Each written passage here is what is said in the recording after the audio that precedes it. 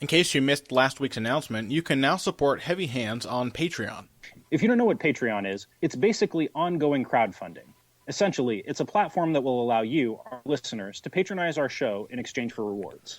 Currently, we have rewards set for monthly pledges of $1, $3, $5, and $20. You can get your name read on the show or posted on the Heavy Hands website, and you can even get a guaranteed spot in the Heavy Bag, our listener mail segment. If you'd like to donate more than that per month, we're open to discussing other rewards, including custom scouting work and fight analysis. We've enjoyed bringing you all the finer points of face punching for the last year, and we look forward to doing so for a long time yet. Please help us cover our production costs and keep the show running smoothly each and every week. Check out Heavy Hands on Patreon.com. I'm Connor Ruebusch, and if you are interested in the finer points of face punching, you've come to the right place. This is Heavy Hands.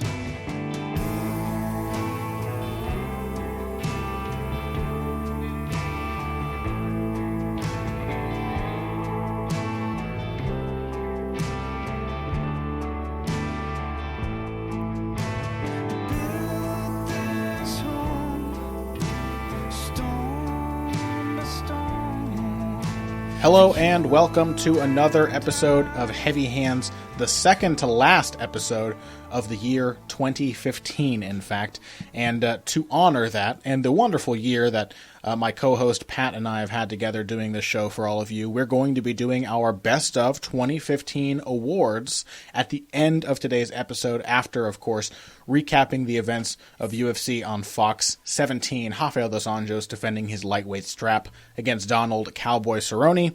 Anyway, welcome to the show. I am your host, Connor Ruebusch, joined as always by Patrick Wyman. Do you feel vilified, Pat, that vindicated that...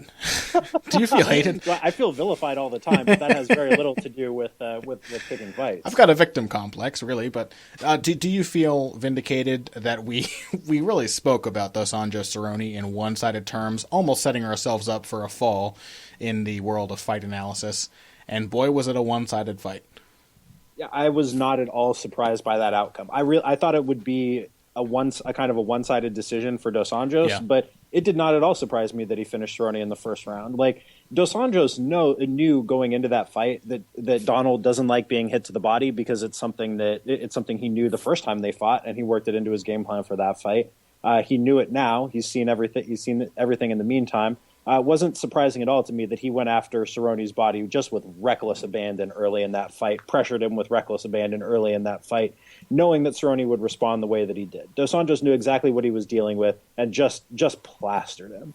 And I thought he dealt beautifully with Cerrone's sort of half-hearted attempt to get back into the fight. There was one counter left hand that Dos Anjos landed off of a short backward step, short little angle. I thought it was just beautifully done. I think...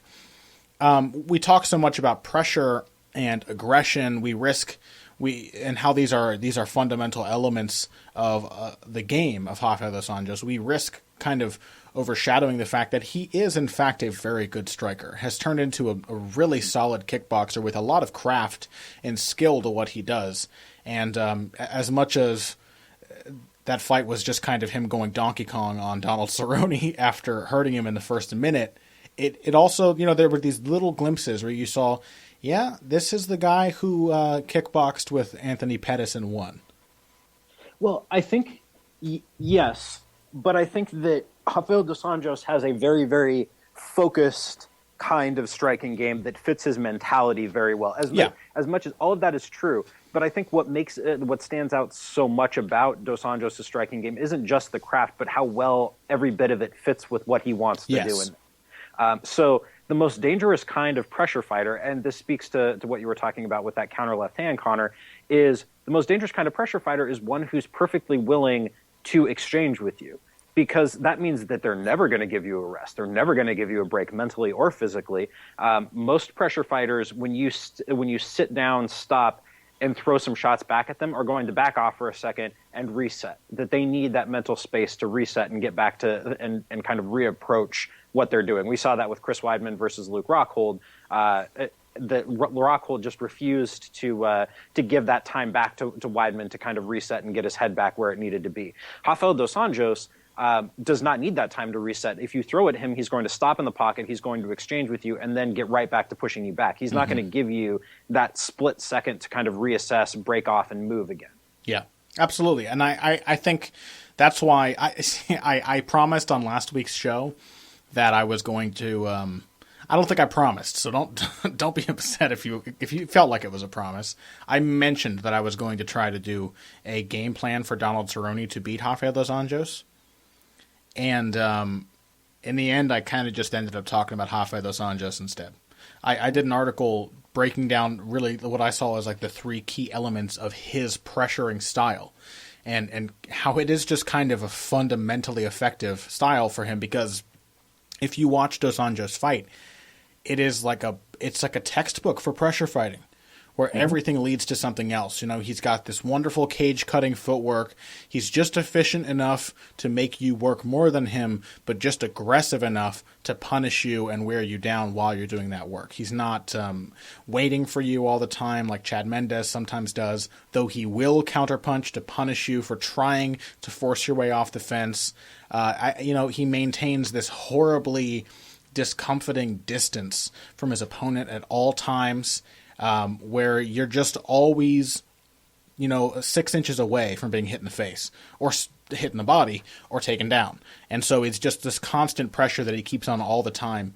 And, watching his footage, I just thought to myself, is it going to be worth trying to come up with a way that Donald Cerrone can beat the guy who does this? And in fact, when I did my article, I just looked at the first round from Pettis dos Anjos. I try to challenge myself to come up with examples from the very first round, because I think a good pressure fighter, more than any other style, builds his fight in the first few minutes of the first round. You have to establish what you're going to do to your opponent and teach them what they are and are not allowed to do.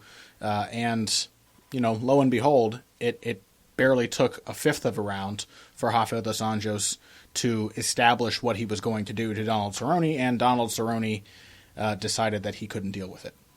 Well, you remember in that Pettis dos Anjos fight, there's a moment about a minute and a half into the first round where Pettis hits dos Anjos with his best Sunday right hand. Dos Anjos just shakes his head at him, hits him with the left hand, and gets right back to pressuring. Yeah. That's the kind of fighter that Rafael dos Anjos has become. And that speaks to the dynamic Connor, that you and I decided we wanted to talk about today, which is how Rafael dos Anjos became such a mean son of a bitch.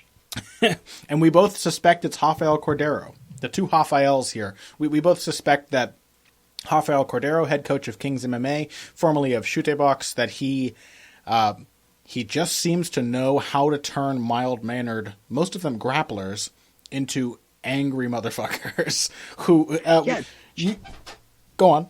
They're just the meanest dudes out there. Yeah, you use the phrase. You use the phrase "learned killer instinct," and I really like that. I think it's a great phrase. If we look at guys like Beneil Dariush, Fabricio Verdum, and of course Rafael dos Anjos, these are guys that, if we look back to their pre-Kings MMA days, or even maybe when they first started with Kings MMA, we look back 3-4 years, they are completely different fighters, and what we tend to celebrate is how far they've come in skill. Obviously, it's easy to say, wow, Fabricio Verdum's jab is so much better, his Muay Thai looks great, his clinch fighting.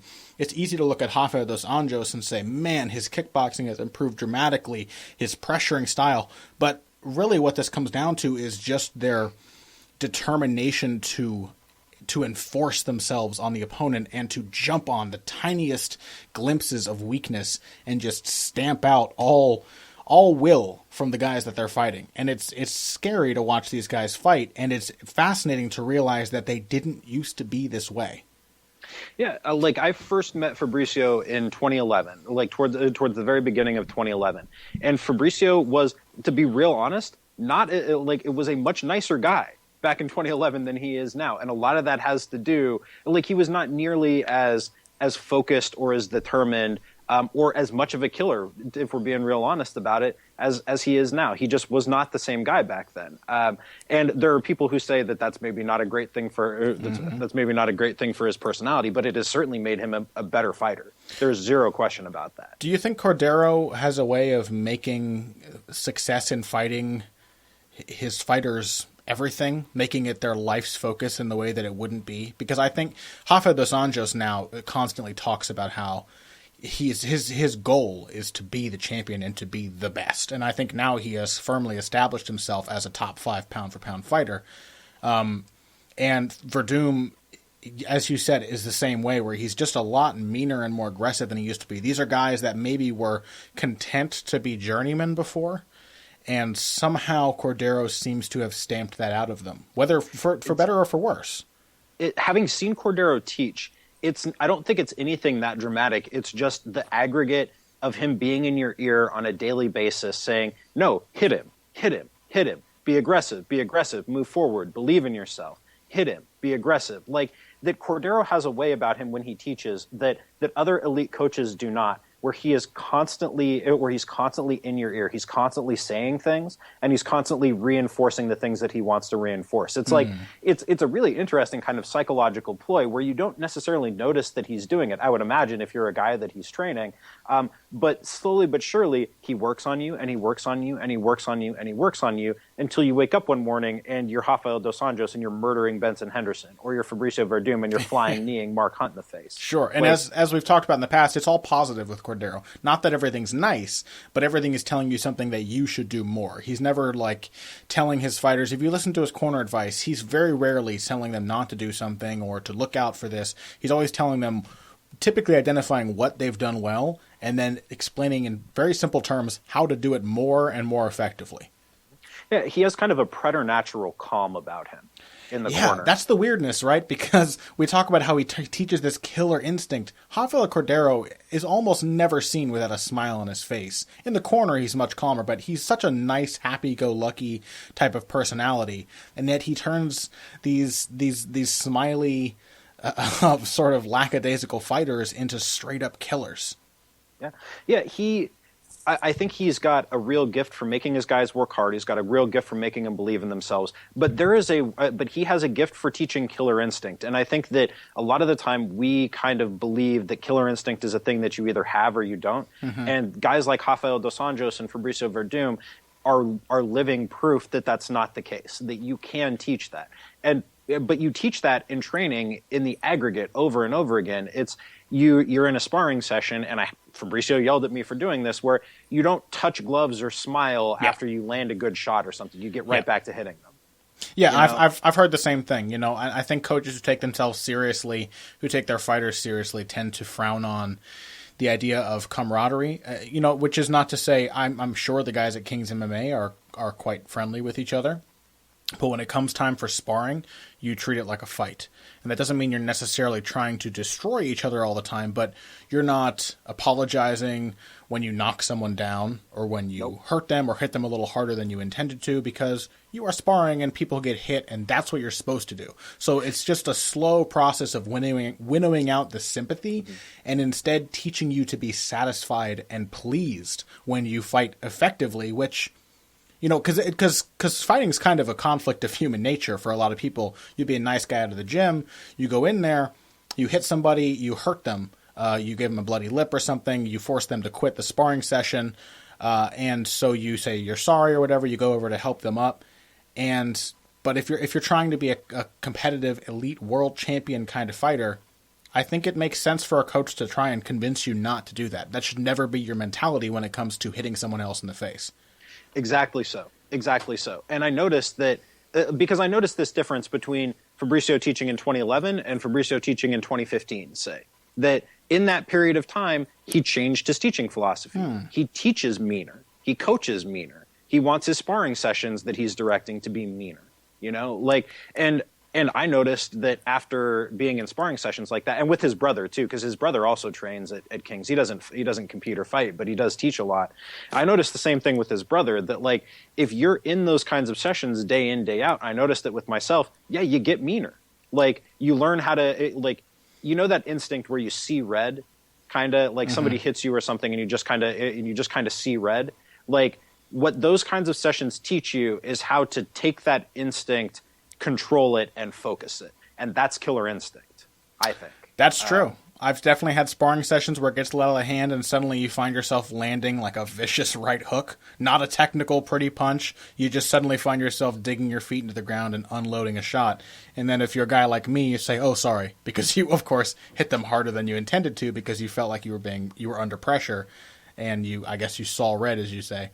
And I suppose if Rafael Cordero in my gym, he probably would yell at me not to apologize and tell me to do it some more. He would absolutely tell you not to apologize. And so, yeah, I'm thinking of a very specific instance where I was in a sparring session and I got caught with something and I went after this guy with low kicks. I chased him halfway across the gym, just kicking the crap out of his lead leg. And I finished this up and I kind of like snapped back to my senses. And there's Felipe Verdum standing behind me saying, good job. But when you have that person in your ear, as Cordero always is, to come back to kind of what we started that segment with, he's always in your ear, giving you positive reinforcement and positive encouragement. So you're in the gym and you kick somebody in the legs really hard 5 times in a row. There's Rafael Cordero with a smile on his face, patting you on the back, saying, "Great work, great work." That's right. And when you do that over and over and over again, you're together for hundreds, if not thousands, of hours with that guy's voice in your ear. Like I think that's how you teach killer instinct. That makes a lot of sense to me. And it doesn't have to be Cordero being a mean guy. He can be his same normal smiling self and he'll just be he's your dad and he's really proud of you for beating the shit out of that guy real good. And so you feel satisfied when you do it effectively. It turns you into a killer, even with positive reinforcement. That's really interesting. And I think I'm really glad that you pointed that out about Dos Anjos because holy hell was there some killer instinct in that Cerrone finish. But here's another fight we have to talk about. Junior Dos Santos came in as a pretty heavy favorite over Alistair Overeem. I was ballsy enough to pick Overeem over Dos Santos. You had mentioned it to me previously that you felt he was going to be competitive. But I think you and everyone, including myself, going into this fight, there's just this kind of lurking fear. Anytime you feel anything good about Alistair Overeem, you're like, okay, yeah, but he's facing a guy who throws punches, and when Overeem gets hit by punches, he tends to get knocked out. And that's kind of what the feeling was going into this fight. Even for me, who picked Overeem, I still thought there's a really strong chance he's going to get hit in the second or third round after doing pretty well and get blown away. On the contrary, it was Junior Dos Santos who was blown away by a left hook that you were actually mentioning to me not long ago, a specific shift left hand that you said Brandon Gibson teaches specifically at Jackson Winklejohn MMA. Yes. Yeah, that is a common shot that they teach there, and they throw it real well. It builds on something that Overeem has had in his arsenal for a long time. He's always liked those kind of shifting punches or half shifting punches and kicks and knees. Yep. It's those have always been a part of his game. But what really stands out to me is I think this fight cements Alistair Overeem's transformation from kind of a march you down, a boxer puncher, or even a pressure fighter sometimes into a stick and move out fighter, which given his fragility, both of his chin and somewhat mentally, I think you could make that argument, he probably should have been for a very long time. Like that his skill sets and the way that he was fighting, it did not meld at all. Like he had so much more than he was being allowed to do or he was being taught to do or he thought that he could do. And Jackson and Winklejohn and the whole crew there have taken those things and put them into a whole new kind of approach and package. Mm-hmm. Well, we've talked an awful lot on this show about how much of training a fighter, cultivating their style, finding their style, is in trying to cancel out or sometimes even just hide the sort of flaws in their personality, the insecurities, the weaknesses of character, things like that. I think everyone agrees, all of the armchair psychologists across the globe could agree that Alistair Overeem's a little bit of a bully or a front runner who really does well, really well, but if it doesn't work with his early rush, he tends to fold mentally. And the way that he was fighting, such as in the Travis Brown fight, the Brock Lesnar fight, it was almost like he was enabling that weakness of his personality. He was enabling that flaw because he was saying, all right, I know that if I can't put them away early, I'm not gonna do that well. I'm gonna lose my confidence. So I'm gonna double down and just try to put them away early. I'm gonna try really hard to put them away early. That way I definitely won't win late in the fight.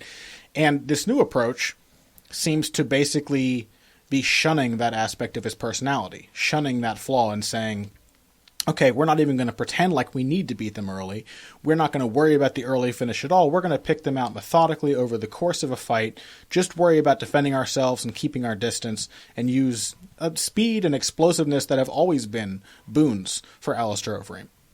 I agree and disagree with that assessment a little bit. I think that Overeem is a guy who really needs to feel like he's winning the fight. Sure. And so what they've done with him is get him fighting in such a way that he always feels like he's winning, as opposed to feeling really, really great in the first round and feeling like if he's moving forward, then he's winning the fight. They've kind of expanded that definition and said, you're sticking and moving. They can't touch you. You're too fast for them. You hit too hard for them. You're just going to make them feel silly and look silly as they move around the cage. And that's you winning. That's you feeling like you're winning. I think they've kind of picked up on exactly the facet of his personality that you're pointing to, Connor, and they've kind of moved it. They've shifted the parameters in his mind of what constitutes winning, and now he always feels like that. That makes sense. And the thing is this not like this is the very first time that Overeem has tried to fight this style. I think you could say he kind of tried a similar approach when he fought Bigfoot Silva. Mm-hmm. And it was maybe, at that time he was still with the Black Zillions, I believe, kind of working with his own team, working with what I believe were very traditionally minded Dutch kickboxing coaches. And so it was perhaps the knockout at that fight, of what was actually a pretty solid fight for Overeem, was perhaps taken as a cue that that was not the right style for him. And so he went back to this charging bull approach in the Travis Brown fight, and lost. And I think we agree. I think all I meant to say is that it was really just kind of a matter, like I said, doubling down, saying that, okay, if I know I need to feel like I'm winning, I'm going to try my damnedest to win really big, really early. And that really left him in a sticky situation, because if he didn't win early, then he felt like he was losing for the entirety of the rest of the fight, even if he wasn't. Even if he wasn't, like in the Fabricio Verdum fight, he kind of looked like he felt like he was losing during portions of that bout. Yeah, absolutely. I mean, and that was a slog for him, and he still almost lost that fight. Yeah, like that fight goes down. People remember Verdum butt scooting and it being just a god awful fight. It was also a fight that you could make a strong argument in hindsight that Overeem did not win. Mm-hmm. Simply because whenever Verdum was pressuring him, Overeem looked like crap. He had no game moving backwards at all. None. Zero game moving backwards. And it was almost like just by falling on his butt and looking like he wanted to be there and like he wasn't bothered, that got to Overeem. Yeah. Yeah. There's a very specific brand of fragility that Alistair Overeem has. And I think that that's partially why Greg Jackson and Mike Winklejohn and Brandon Gibson are such good coaches for him, is because they understand that. They understand exactly who he is and how to get around those kinds of limitations. Yeah. Yeah. I'm happy to see it. I think, Overeem, it's not fun to watch Overeem get knocked out, but it's fun to, and it was a melding of, it was an improved version of that Antonio Silva fight, wasn't it? It was him, because in the Silva fight, he was a little too egregious with how confident he felt in the fact that he was winning. Like, he really had to play up the fact that he seemed to be winning the fight, and put himself in a lot of difficult positions and a lot of risk inordinately. In this, he really kind of found the balance between being the bully from long range, mocking the other guy and showing him different looks and kind of playing with his food in a way, which I think boosts his confidence, without having to put himself at inordinate risk to do so, where he fought a safe game from higher ground at all times. Yeah, well, he really is, I think, at this point, the quintessential outfighter who wants to be all the way out or all the way in, because he is such an incredible clinch fighter. Mm-hmm. But conversely, I think we got to talk about Junior Dos Santos a little bit. And man, this fight really encapsulated the flaws that we've seen in Junior Dos Santos' game over the last 3 years. Yeah, and maybe kind of spelled what may be the end of his career after the two beatings from Cain Velasquez, the fluctuations in body composition that he tried to use to change what he felt was a failure in his career.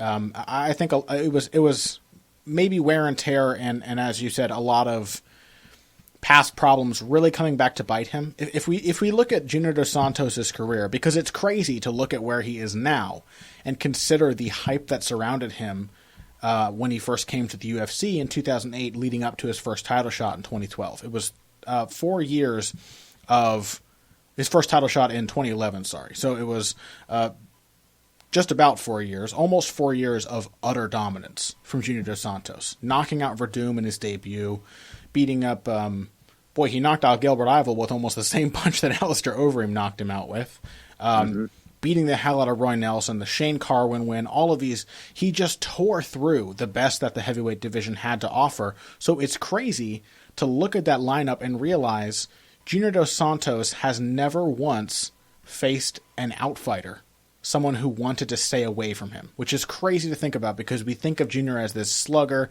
this heavy hitter. Why would people want to be running into him? But he has always in the past been the lighter-footed guy, the one who moves from range, who uses his speed and his long jab. He faced somebody who was more confident in doing that in Alistair Overeem, and it was, now that we look at it, the first time that he ever matched up with somebody willing to play with him from the outside. Yeah, and what that really shows us, and what the two Velasquez fights, and to a lesser extent the Miocic and Hunt fight showed us as well, is how bad Junior Dos Santos' footwork. Not like it's not elite, not that it's not great, not that it's not outstanding, but it is genuinely bad. He has genuinely bad footwork. He doesn't really know how to pressure. The one time he managed to run Overeem into the fence, he got a nice little flurry off, but that was the only time that he could do that. And Overeem was moving well at range. He was sticking well, but it wasn't like good pressure footwork could not have pushed Alistair Overeem to the fence. I mean, the thing is Overeem wasn't having to use any nice tight little angles or pivots or short side steps. He could basically just stay on his bike, as they say, and it worked because Junior Dos Santos uses the same kind of footwork, and that's all he knows. I mean, if we see Junior Dos Santos being pressured, and he was knocked out in this fight on the retreat, that's where his footwork, I think, has always looked its worst. Mm-hmm. The Cain Velasquez fights, you have no idea how frustrating it was for me. For some misguided reason, I went into that third Velasquez fight thinking there's no way that Junior could possibly get himself backed into the cage the way he did in the last fight. He must have worked on it. He talked so much about how he tried to improve these things. As it turned out, all he did was just work on throwing elbows, and then just kind of doing the same thing. And that's kind of the story of Junior's career, is just he's got this really dangerous talent for speed and power and durability and great takedown defense. His wrestling has always been a huge advantage for him, but he's just not a dynamic fighter. Where you can, there's just the same flaws are always going to be there, and if you can intelligently exploit them, I mean, he wasn't that. Who knows if Mark Hunt hadn't broken his toe, if that would have been 2 losses in a row right there for Junior Dos Santos, because that fight wasn't exactly going his way early. Yeah, if you stand in front of Junior Dos Santos, then he's going to eat you up. He's going to absolutely eat you up. If you push Junior Dos Santos back or make Junior Dos Santos move towards you in anything other than the straightest line humanly possible, then it turns out that Junior doesn't actually have that much to offer. Yeah. Stipe Miocic, had he moved laterally a little bit more, had he been a little more durable, had he been able to pack a little more pop on his shots, because while Stipe hits, by virtue of being a 240-pound guy, hits hard by normal people's standards. By heavyweight standards, he's fairly light-fisted. Yeah.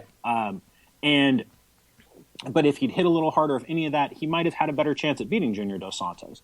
But, it's just like, I love Junior. Junior has always been one of my very favorite fighters, and I kind of always thought that he would still get better. That I remember thinking, I saw him knock out Cain Velasquez the first time they fought. I saw him knock out Frank Mir in person, both of those, and I thought, man, the sky is the limit. Junior Dos Santos is going to be the dominant heavyweight champion, like, for years and years and years, because he was 28 years old when he knocked out Frank Mir.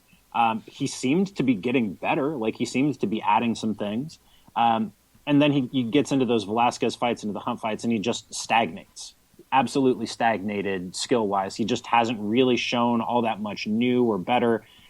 His fundamental flaws are still there. Like, he's still a top 4 heavyweight by default, but if he doesn't continue to add things to his game, he's not going to stay there. He's going to get slower. He's not going to hit as hard. He's going to lose some of the physical characteristics that have made him so special. Well, and the problem is adding things to his game is, I think, what he has tried to do and been so unsuccessful with. Right? There was a moment in this fight where Junior Dos Santos switched southpaw. And I saw that, and it rankles me to see this kind of stuff. It really drives me up a wall. And it's not because stance switching isn't a valuable tool to have. As we've seen from guys like TJ Dillashaw and Demetrius Johnson, that's an incredibly useful skill if you can do it well. In boxing, Terrence Crawford, Tyson Fury, guys like that, very effective. The problem is that it's an advanced skill. You can maybe learn it at the same time. You can use the karate or taekwondo methodology of learning everything in both stances from the beginning. But if you don't even have your basic pivots down, if you can't cut a pivot to the left and to the right, if you can't work head movement in with your footwork, if you can't sidestep and cut off the cage without having to attack completely linearly and allow the opponent out every time, then you probably shouldn't be playing around with stance switches and wheel kicks and up elbows and things these are the things that Junior has been trying to add to his game. It's just, these are small, tiny pieces. These are like learning Aikido as your base martial art, where they often say that Aikido is meant for master judoka to learn after they've mastered judo. Because yes, judo is fundamentals and Aikido is kind of silly shit that might work against somebody else who also knows all the fundamentals, you know? Yeah. Do you think it's safe to say that outside of punching mechanics, and I think Junior has really beautiful punching mechanics, sure, that Junior Dos Santos has bad fundamentals?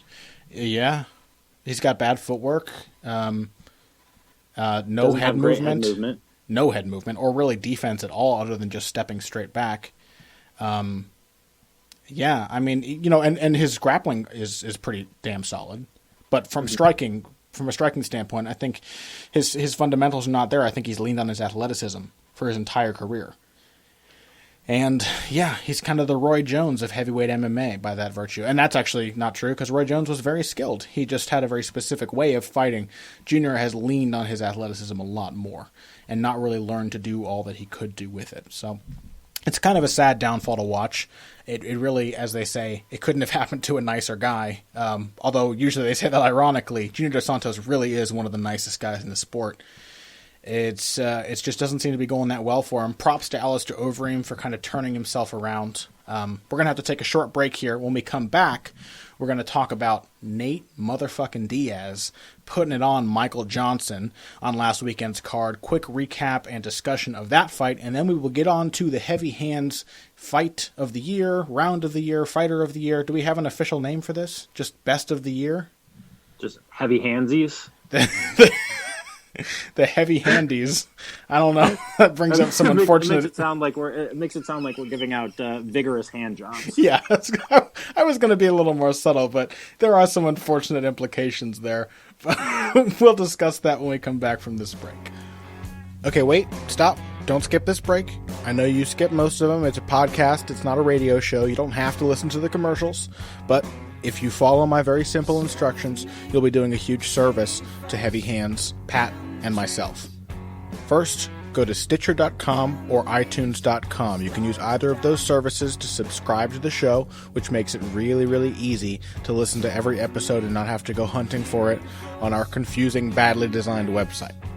Once you're there, give us a positive rating and a positive review. That means go to the little 5-star thing and click on the star all the way to the right. That's a 5-star rating. That's the best one you could possibly give us, and like 20 or 30 words about how you enjoy the show. It may not seem like much, but it's a huge help to us, and we really appreciate it. It helps us bring Heavy Hands to an ever-increasing audience, which is just good for everybody. So thank you for listening. Please take the time to give us a positive rating and review. Next time that you're on at your computer, at your phone, whatever, iTunes.com, Stitcher.com, search for Heavy Hands, give a positive rating and a review. Thank you. And now, back to the show. And we are back to talk about the boss of the 209, younger brother of Godfather Nick Diaz, Nate Diaz, who returned to lightweight, his last fight not quite being at lightweight, when he came in overweight against Rafael dos Anjos. He returned to lightweight at UFC on Fox 17 after a pretty long layoff, looked to be in solid shape, was really hard to count on him going into the fight. As such, I did not pick him as I did for Alistair Overeem. I chickened out and went with Johnson as the reliable pick. Turns out that anybody who chooses to strike with Nick Diaz is in for a difficult contest. Would you agree with that assessment, Pat? I would.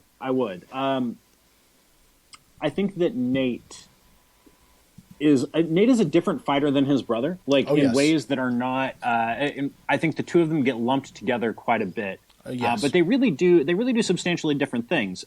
Nick has more tools on the feet. I think Nate is a sharper boxer. I think Nate has a sharper jab for sure than his brother ever has. And I think Nate at this point, based on this last performance, is becoming a much sounder defensive fighter than Nick ever was.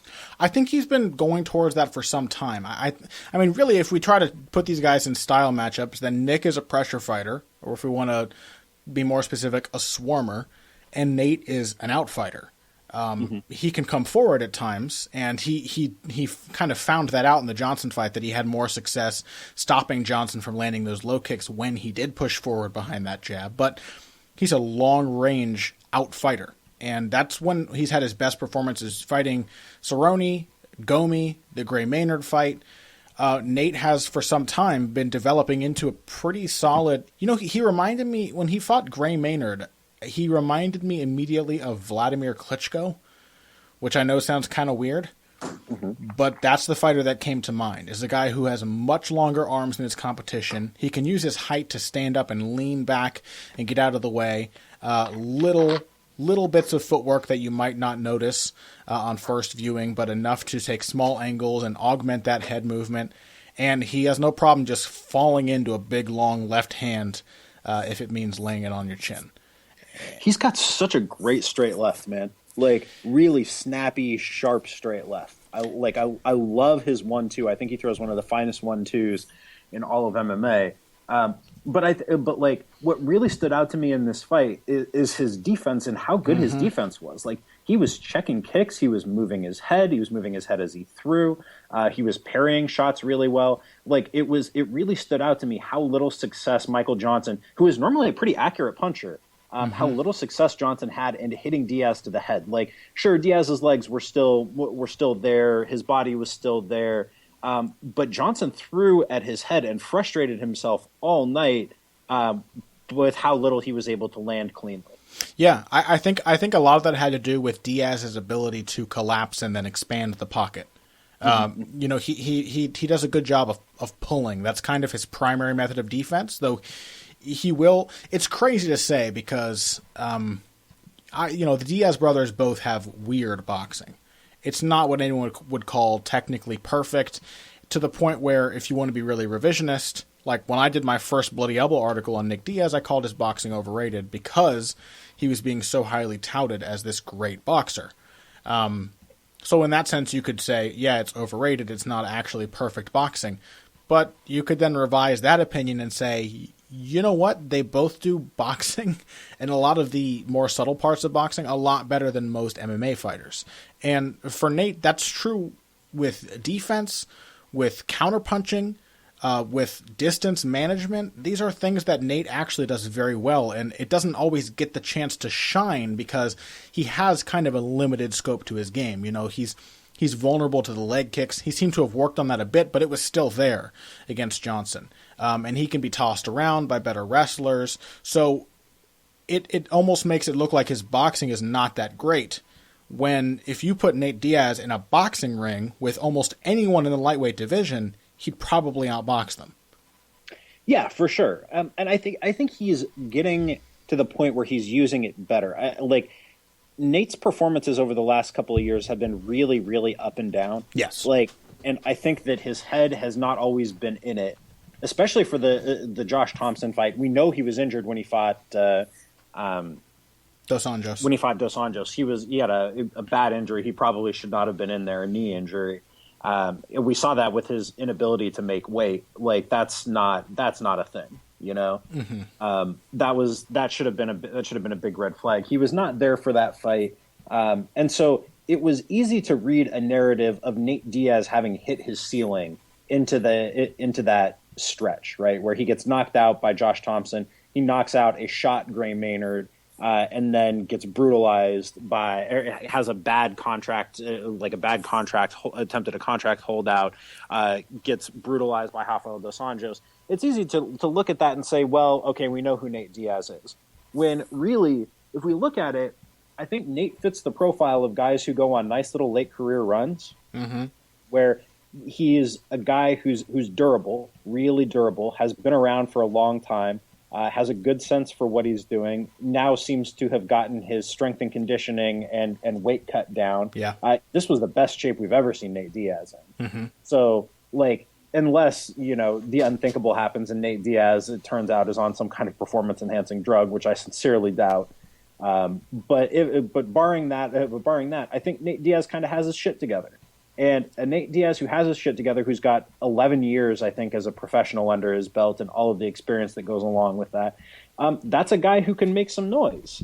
He's one of the few real veterans in this division. He's got a lot of craft, and he matches up in interesting ways with a lot of the guys above him. He's it's quite similar to the trajectory of Matt Brown, where, he was just Nate was up and down. You have to question his commitment, how focused he was on fighting.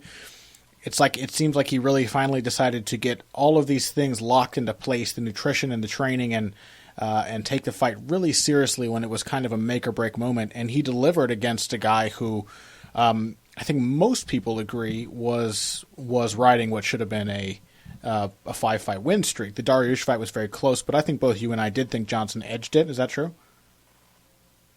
I thought I'm okay with it going either way. I didn't think it was the robbery. No, I didn't either. But yeah, I thought it was probably Johnson's fight. Sure, I think we both thought so. Close fight. We thought Johnson should have won. It's not like it was a massive robbery, but it definitely didn't lower Johnson's stock any. He looked great against an equally surging Beneil Dariush, and then he comes in against a guy who is supposed to be completely done. Can we talk about specifically some of the little technical things that Nate Diaz did before we move on to our year-end awards? Absolutely.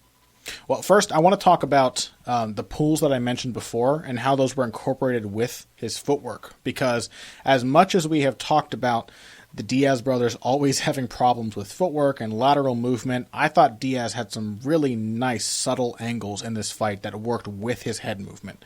I thought specifically he did a great job of avoiding Johnson's counters by stepping in with his jab. And if you watch him during this fight, he'll step in with a jab, and he'll have that lead foot angled inward, kind of turned, which, granted, can leave you a little vulnerable to leg kicks, and yeah, he had a problem with that. But it also sets up a pivot, because I find that the best and quickest way to pivot is to turn the foot on the side that you want to pivot to before you actually move the rest of your body. Kind of like pre-pivoting for a kick. Right, so if I want to pivot to my left, I'll turn my left foot, my lead foot, toe inward, heel out, and then all I do is take a step back with my right foot, and I'm now on a new position, almost 90 degrees from my original position. Nate did this beautifully, not quite 90 degrees, small angles, so he could still be facing Johnson and be more or less in front of him, but combining that with a pull, where as he stepped his back foot around, he'd pull his head back over that foot, and that took his head off the center line, so Johnson's counters would come sailing past in front of his face. Then Diaz could step back forward and counter Johnson's counters, which I thought was just beautiful. He did this over and over and over again, where he would step in. Johnson felt like he had to counter that jab because it was punishing him so badly. He had to try and take it away. Every single time he swung at Diaz's head afterwards, Diaz was floating over his back foot, slightly off to the side, and he just stepped right back in with one or two punches of his own. And it made the exchanges look more one-sided even than they were, because Diaz looked so in control of the distance and the angles. Yeah, I'm glad you mentioned the distance, because that's really what stood out to me so, like, more than anything about this fight, is how great a job Nate did of setting distance and playing with distance and manipulating Johnson's perception of distance, and the way that he combined the manipulation of distance with his manipulation of rhythm. In the past, we've seen in various fights Nate do one of those two things effectively. Like he'll either set the distance effectively or he'll set an effective rhythm. And in this fight, he really did both. He did an outstanding job of setting Johnson up on the end of his jab, as you mentioned, playing with Johnson's perception of distance by pulling his head back over his back foot, all sorts of things like that. But also combining that tapping jab with the sharper jab, with the kind of the shorter 1-2 with the rangier 1-2, mixing up his speed and his timing and his control of the distance in really tricky and complex ways that were very, very hard for Johnson to deal with. As good as Johnson has become as a striker, Nate showed a lot more craft and depth and subtlety to it than Johnson was able to handle. There was just too much there. And you combine that with his ability to get inside Johnson's head by waving his finger at him and all of that stuff. And it was clear that Johnson was just not on that level with him. I've never seen this taunt before, but Nate, this is a new one, right? Because for a lot of the time, Nate has often mimicked Nick's taunts, like the crossing of the arms, like come on and hit me, the opening up of the hands and walking forward. Nate's new taunt, the slapping, always a good one. I love when a fighter is so cocky and so sure of their victory that being in position to land a right hook, they will instead slap the other guy in the mouth. Nate would hit Johnson in the face and then just walk towards him with his finger extended, pointing at his face where he just hit him. I've never seen that before in my life, and I was cracking up, man. I was geeking out so hard during this fight. I loved it. I love Nate Diaz's antics. I thought he was in top form technically, and of course, top form personality-wise. And I hope he can go on a late career run. I would love to see more fights like that. I just love Nate Diaz, man, and I love how mad he makes people. Yes. That's more than anything is what I love about Nate Diaz, is how pissed people get at the prospect of Nate Diaz doing Nate Diaz things. Yeah. Fuck that. That's his first words in that post-fight interview. Do you still have the transcript of that post-fight interview up? No, but if you talk for a second, I'll pull it up. You guys at home, you have to hear this. I'm sure you heard it live, but Nate goes on this brilliant performance. It was a pretty close fight, by the way. Johnson did a good job. He's a good fighter. Was very competitive. But I did think Diaz edged it. And in a fight he was heavily expected to lose and probably get beaten up in. But then he tops it all with this post-fight interview with Joe Rogan where he didn't bother to... In a world where so many fighters give milquetoast answers to the milquetoast questions of the commentators, Nate Diaz is bold enough to just ignore whatever the guy is asking him and go on a rant about the most famous fighter in the organization. Do you have the text, Pat? Here's the transcript, yeah. Fuck that. Conor McGregor, you're taking everything I worked for, motherfucker. I'm going to fight your fucking ass. You know what's the real fight? What's the real money fight? Me, not these clowns that you already punked at the press conference. Ain't nobody wants to see that. You know you can beat them already. It's an easy fight. You want the real shit right here. Amazing. Truly the greatest, the poet laureate of the MMA world. Would listen to Nate Diaz talk about just about anything. I would love if Nate Diaz had a podcast. Oh, for sure. Absolutely. What are some topics that we would like to hear Nate Diaz discourse on? Just like politics. I want to hear Nate Diaz have a 2-hour spectacular where he live podcasts about a GOP debate. That'd be great. Oh, okay. Here's one for you. Nate Diaz on the Miss Universe contest. That would be amazing. That'd be amazing. Would listen. We got to send these ideas to Nate. Okay, well, I got an idea. Since this was a relatively short segment here, but Nate Diaz, Michael Johnson, we'll let that topic stand on its own. Why don't we take one more break, and then we'll come back and spend the rest of the show talking about what we thought were the best moments, the superlatives of the year in MMA. Okay, so here's another way you can help us out. Go to your couch, lift up the cushions, and scrounge around in the creases for change, lint, like bent paper clips, like a thumbtack that you stab your thumb on and then you scream alone in your living room. Throw all the stuff out except the change. All right, now take that and deposit it into your bank account or your PayPal account. Head over to heavyhandspodcast.com and click on the donate button on the right side of your screen. Whatever money you just found, which you weren't using anyway, send it to us, all right? Because Pat and I will use it. That money helps us keep this show on the air and free of charge, which is great for you. It's great for us because that way we're making a little bit of money. The donations are a huge deal for us. So please go to heavyhandspodcast.com. Any spare change that you might have lying around, hit the donate button on the right side of the screen and send it our way to help us keep this show live. Thanks. And now back to Heavy Hands. Okay, so we are ready, everyone. Welcome back to the show. Buckle in now because we are going to do an MMA year in review. Pat and I are going to basically give our picks, including a lot of honorable mentions because it's so hard to narrow these down to just one fight, for a number of categories, namely Fight of the Year, Round of the Year, Fighter of the Year, Upset of the Year, Striker of the Year, Comeback Fighter, Knockout, and Performance of the Year. All of these we're going to go through and discuss pretty quickly. We'll try and roll through these, but it's been a really great year for MMA. A little bit of a letdown year for boxing, I think, in a lot of ways. But for MMA, I really have no complaints about the action that we've been given this year. We've seen the emergence of two massive stars in the sport, maybe the collapse of one of those stars, and just a lot of great narratives being built, a lot of great fights, a lot of great rounds, whatnot, so on and so forth. I'll stop rambling and hand it over to Pat for Fight of the Year. Why don't you first give what you think are some honorable mentions, Pat, fights that deserve discussion but maybe didn't make the cut. I thought that Stevens Bermudez was up there for Fight of the Year. Lineker Rivera, I think, has to be included as Sure.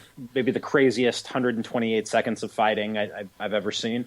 But at the end of the day, my pick for best fight has to be Robbie Lawler versus Rory McDonald at UFC 189. I thought that was pretty much everything. You know, I think it's a very solid pick. Like it stood out to me as head and shoulders above everything else that we saw. In terms of the quality of the technique, the stakes, the momentum shifts. I think it had absolutely everything. The finish, it had the moment of the two guys staring at each other through masks of blood at the end of the round. Like, it had everything. So my pick, comfortably, Robbie Lawler versus Rory McDonald. Sure. I think if we want to talk about what makes a fight the fight of the year, I think it has to have just kind of this feeling of just titanic importance, where it's like these two heroic figures battling, you know, because I mean that's probably why a lot of us watch fighting in the first place, is to witness these rare but inspiring moments where there's just this what really looks like a fight to the death, where both men would rather die before losing.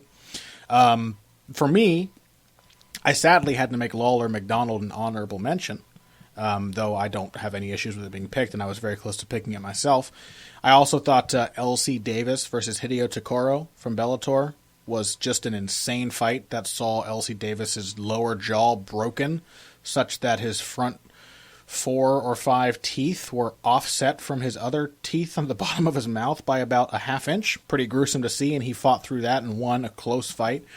The other honorable mention, very recent, Tony Ferguson versus Edson Barboza, was just a bananas fight that we discussed on just last week's show, and I think that definitely deserves recognition.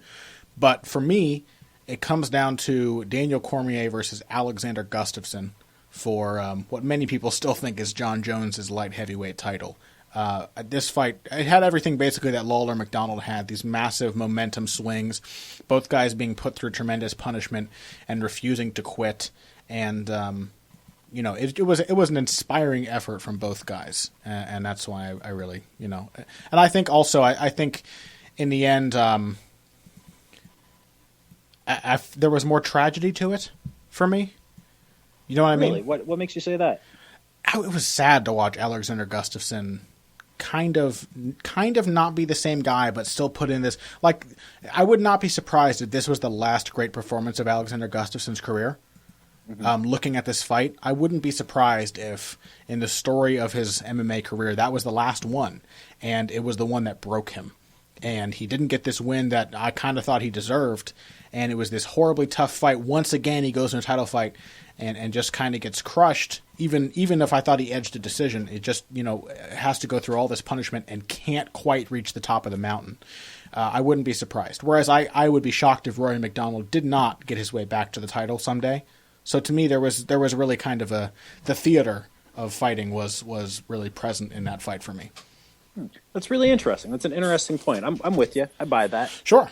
Well, how about round of the year? Do you want me to give my honorable mentions first? Yeah, give me a few honorable mentions there, Connor. Well, this one could also be fight of the year. Much like Lineker-Rivera, it was a fight that only lasted one round. That was Andrei Arlovski versus Travis Browne. Pretty crazy.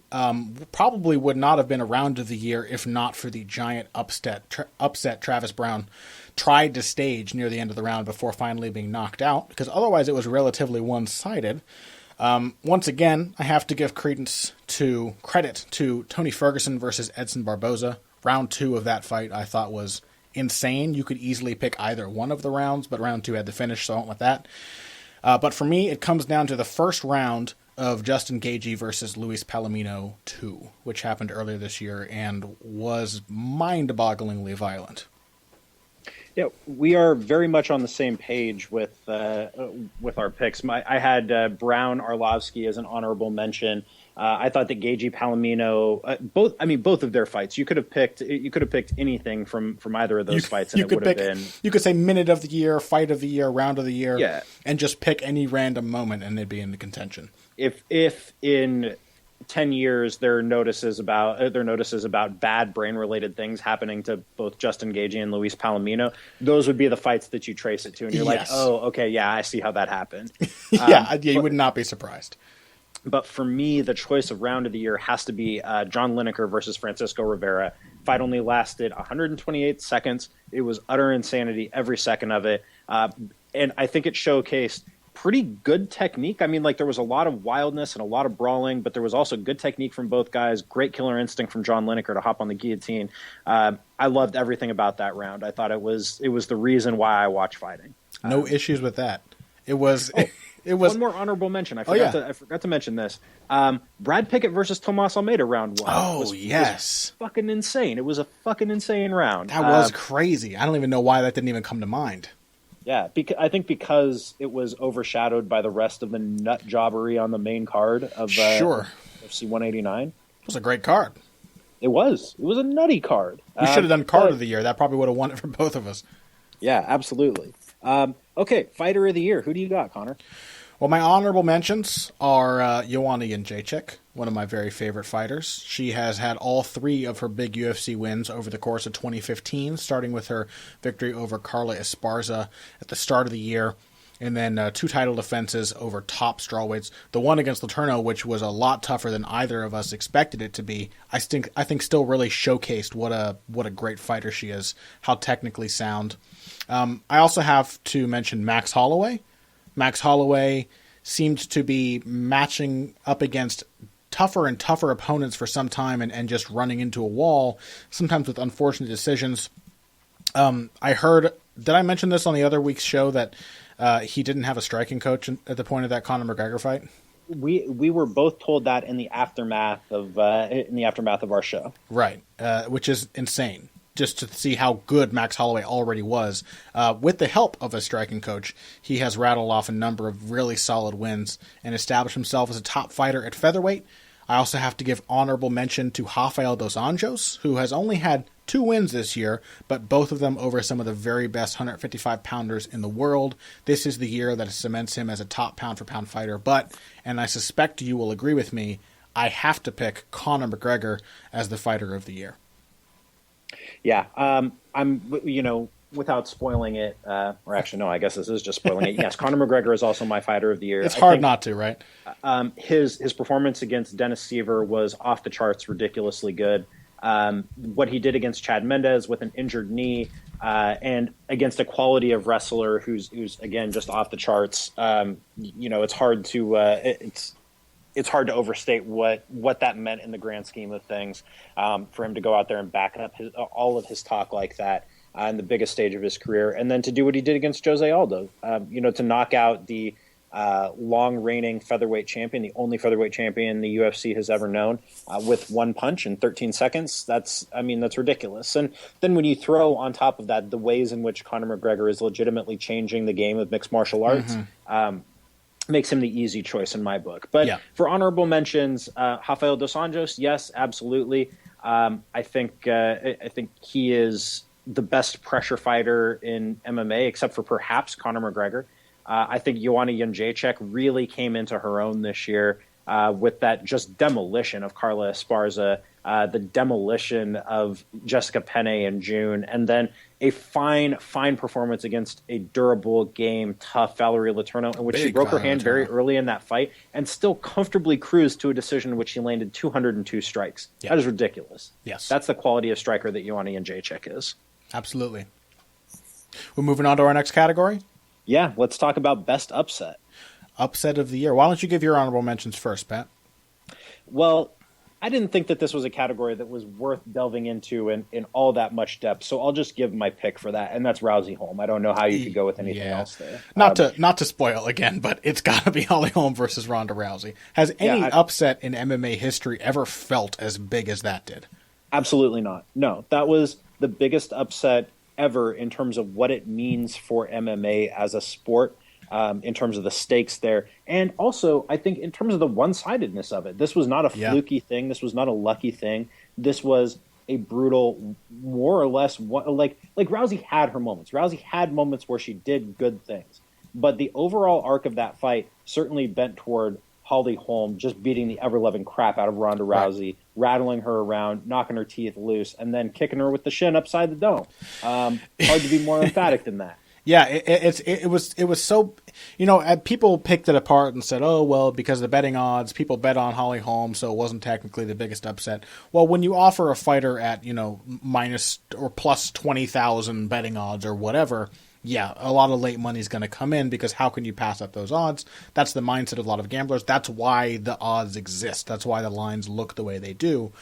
If you go into this from a sort of a whole MMA world perspective, and just think about the way these fighters were viewed leading up to this bout, it wasn't like Dillashaw Barao or even like Sarah GSP, because I think everyone, including both of us, counted Holly Holm out in this kind of matchup. We did not think she'd be able to contend with Rousey in the clinch.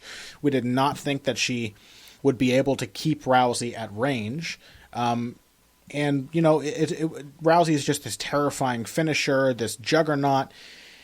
And so it's a really high estimation for one fighter, really low estimation for the other. And then just to have that completely flipped in the fight, the narrative just completely turned on its head, was a crazy, crazy moment for all of us. I do have some honorable mentions. I think Dos Anjos versus Pettis, just in terms of how one-sided it was. I did think that Dos Anjos had a chance going into that fight, but boy, I didn't expect him to destroy Anthony Pettis, and he did. And I think Nate Diaz versus Michael Johnson deserves a mention as too. I think a lot of people, including myself, had written Nate Diaz off, expected him to not show up. The odds were pretty damn wide, and he came in and put on a wonderful boxing clinic. So I think that deserves mention as well. Our next category is Striker of the Year. Best Striker. Who do you have for this? Well, so I think Conor McGregor has to be up there in terms of what he accomplished.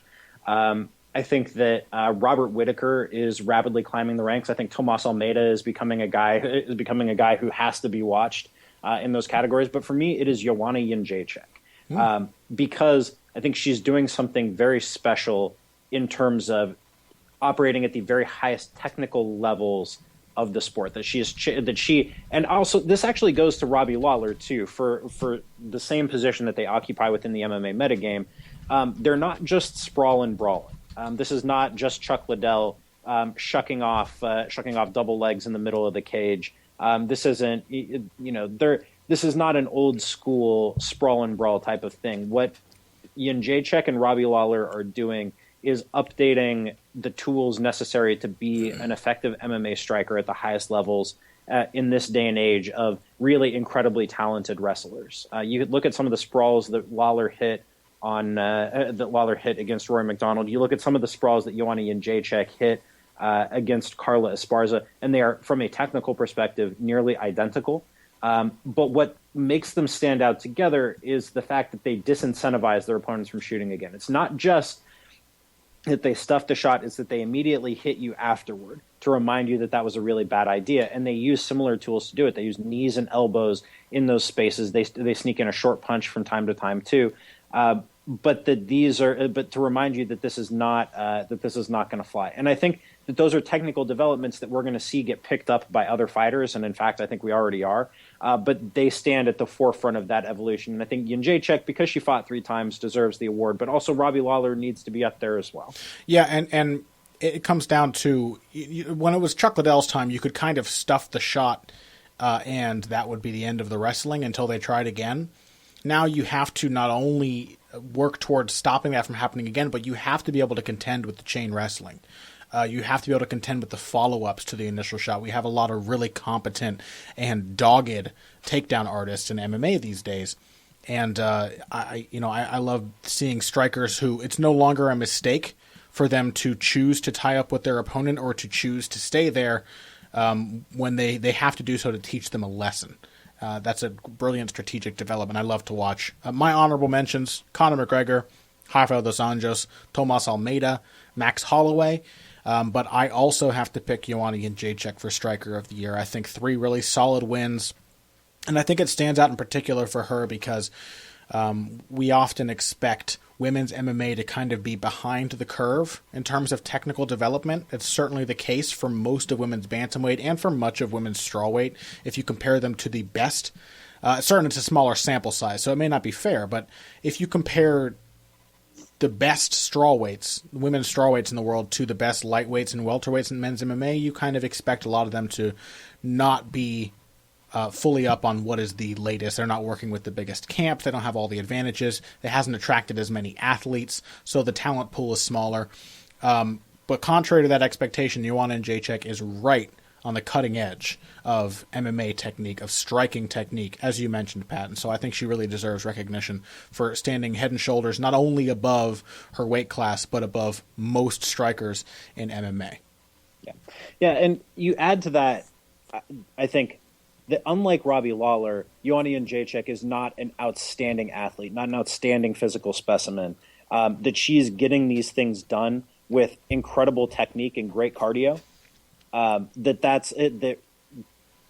more than physicality, she is a product of exceptional technical skill. Yeah.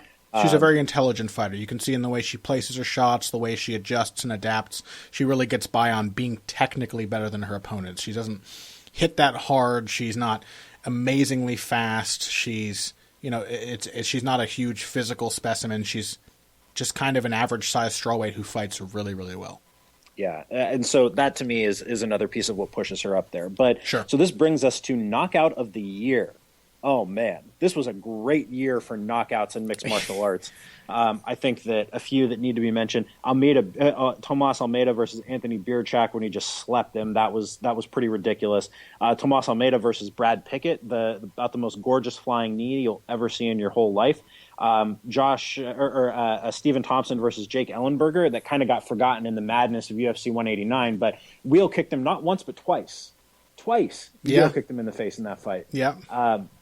Also, Holly Holm versus Ronda Rousey, dropping the shin upside her dome to cap off that upset. But for me, the upset of the knockout of the year has to be Conor McGregor versus Jose Aldo. Beautiful backstepping inside angle left hand across the plane of Aldo's body to ice the longtime featherweight champion. That to me has to be the knockout of the year.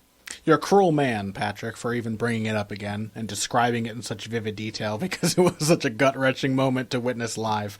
But it's hard to beat that. For me, honorable mentions include pretty much ones that you already mentioned. I think Almeida Birchak deserves special mention there.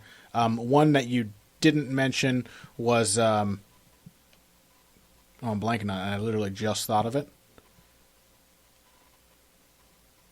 I really can't even think of the one I was just thinking of. Paul Felder versus Danny Castillo was one I had meant to mention but forgot. Yeah, I don't think that's it. There was a Uriah Hall, Gegard Mousasi.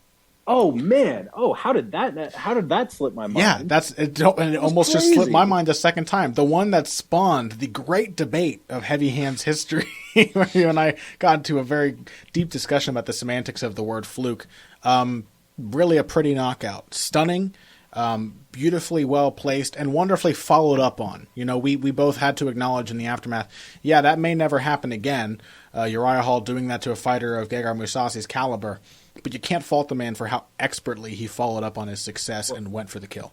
Well, because it wasn't just the jumping spinning back kick, right? Yeah. It was he hit him with the jumping spinning back kick, and then as Mousasi was bent forward, he flying knees him in the face. Yeah. Like, whatever you think about about whether the jumping spinning back kick was a fluke, you cannot call the flying knee anything but an exceptionally intelligent response against a fighter who was doing exactly what Mousasi was doing there. Perfectly timed, perfectly placed, and then he followed up on that with some vicious ground and pound and finished it off. For me, knockout of the year is Holly Holm versus Ronda Rousey.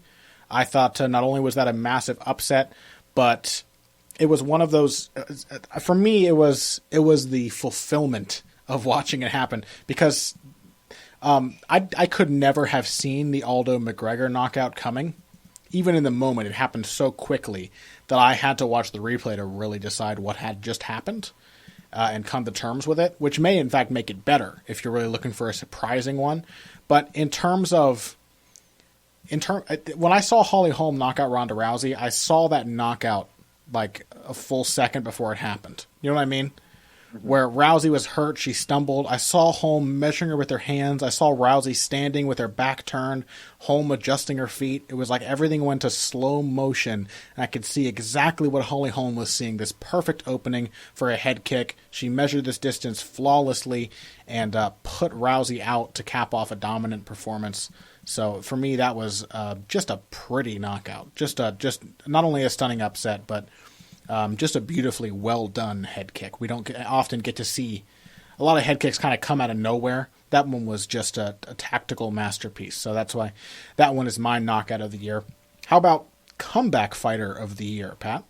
This is one where both you and I are very much on the same page. I don't really have any honorable mentions for this one. I think because, like, you could say Rafael dos Anjos, but his comeback started well into 2014, and by the end of last year, he had already notched up 2 big wins.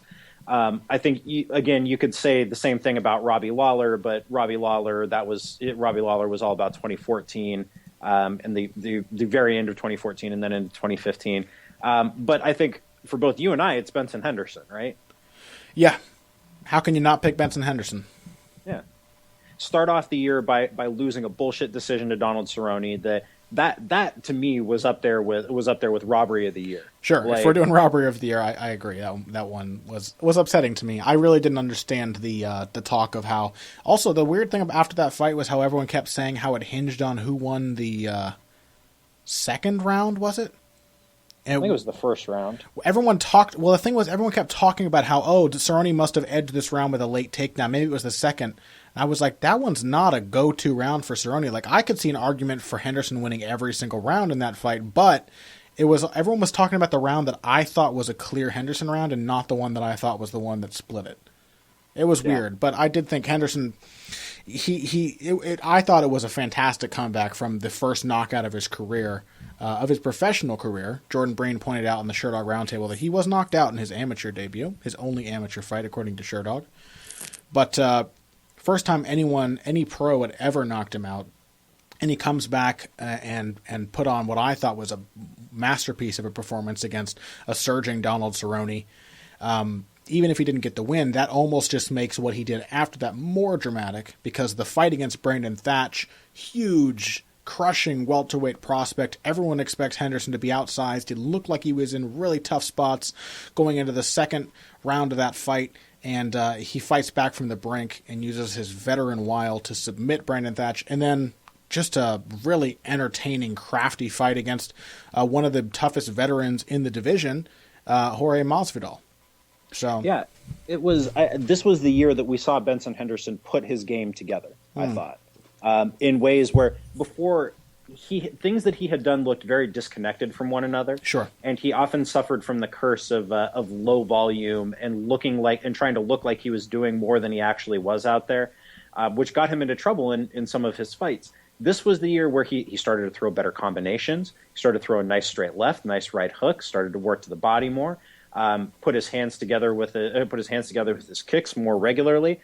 Started hitting much better timing on his takedowns. He showed some great reactive takedowns, especially against Brandon Thatch. Like, really started to put his game together into a coherent whole in ways that wherever he decides to fight in the future, whether it's 155 or 170, he's going to be a threat. He's going to be a threat to be up there. Like, it's weird to me that he's not ranked higher at 170 than he is right now. Like, because Benson Henderson, it doesn't matter what weight class you're talking about, I think is a top 5 to top 7 fighter. Yeah. Like, he's crazy good. He's also now a free agent. I sincerely hope that man gets himself paid because he set himself back on track to be one of the elite fighters in MMA. Hell yeah. He took the risk and it paid off. I thought he looked great in that Jorge Masvidal fight.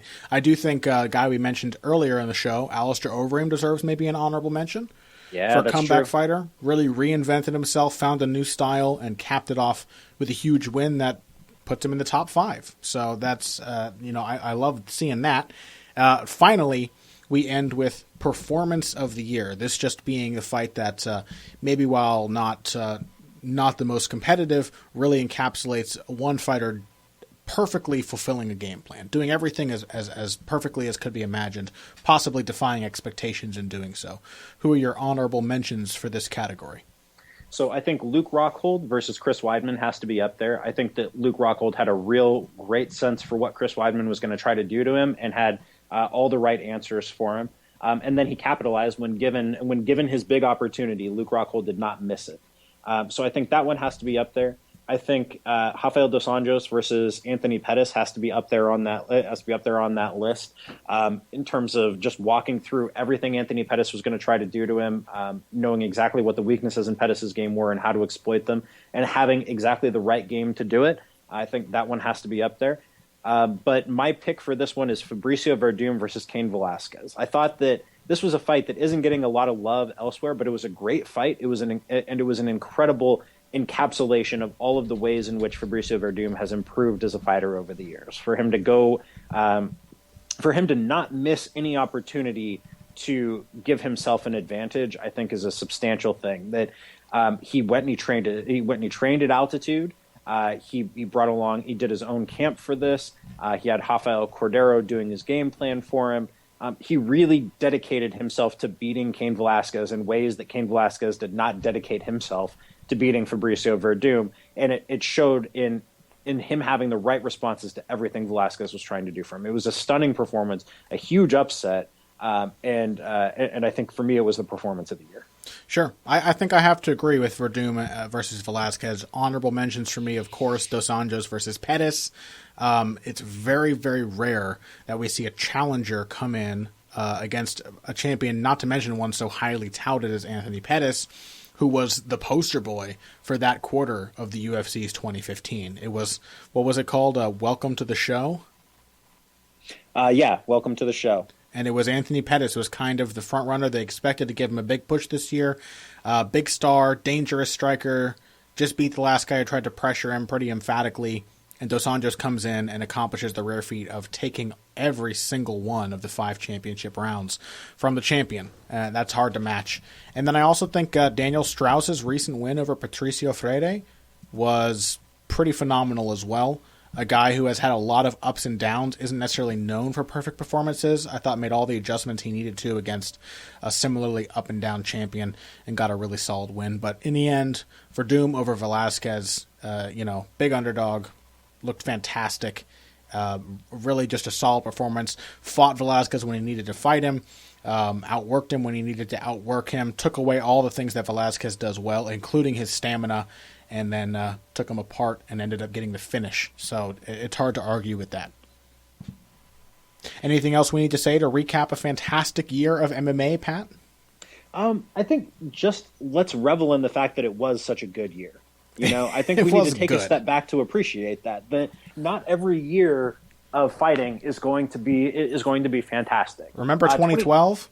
Yeah, 2012 was not great. 2013 was pretty dang good. 2014 sucked. Let's be real. 2014 was a year where a lot of MMA fans decided they were more or less done. I think the sport lost a lot of fans that year. The UFC lost a lot of fans that year.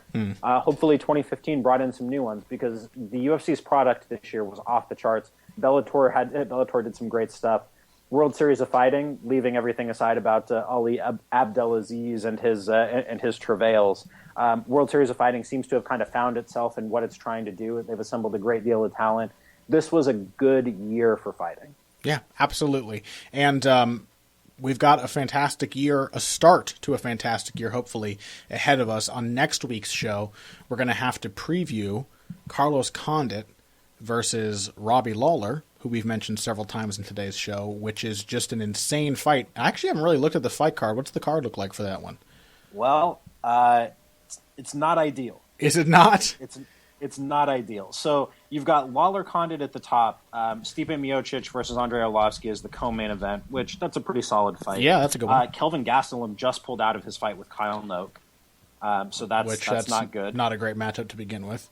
Yeah, Albert Tumanov versus Lorenz Larkin is something we're going to be talking about in great detail because, oh my God. Diego Brandao versus Brian Ortega's okay fight. Justine Kish is finally back in action after a pretty devastating knee injury. She is a really fun striker. We're going to be real happy with her as a 115 pounder. I'm sorry, is Dustin Poirier fighting Joe Duffy on the Fight Pass prelims? He is indeed. What is going on there? So I asked the UFC's Fight Pass person, Eric Winter, on Twitter about this, and he says it's because more or less they felt that they owed it to Fight Pass subscribers to put something on Fight Pass that was worth paying for. I guess that's a nice gesture, but boy, what a fall from main event to Fight Pass prelims. Well, okay, there are a couple of things happening here.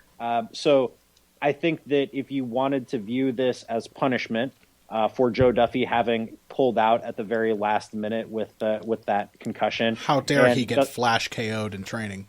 Yeah, well, the UFC never ever said this was supposed to be totally logical. But for Dustin Poirier for not stepping up and taking a replacement fight on short notice, even though he was assured that it wasn't a big deal, I think they still probably would have preferred if Dustin Poirier had fought. Also, this is the last fight on Dustin Poirier's contract. He is going into free agency. Yep. So I think you put all those things together. But then the other bit of this is, not that we usually get into business on this show, but the UFC's contract with Fox will be up. And they're going to be negotiating with, I would imagine, various networks for their services over the long term. But they, like the WWE, would like to have their online platform be strong enough to sustain them as its sole purveyor. If it came to that, they want to be able to use that as a cudgel to say, look, we don't like your offer, we'll just go for our own platform, which would be a massive mistake for a variety of reasons. But they would like to have as many subscribers as possible to make that seem like a viable threat. So by putting a fight like Joe Duffy versus Dustin Poirier on Fight Pass, that lends some credence to the idea that it's a viable platform for them.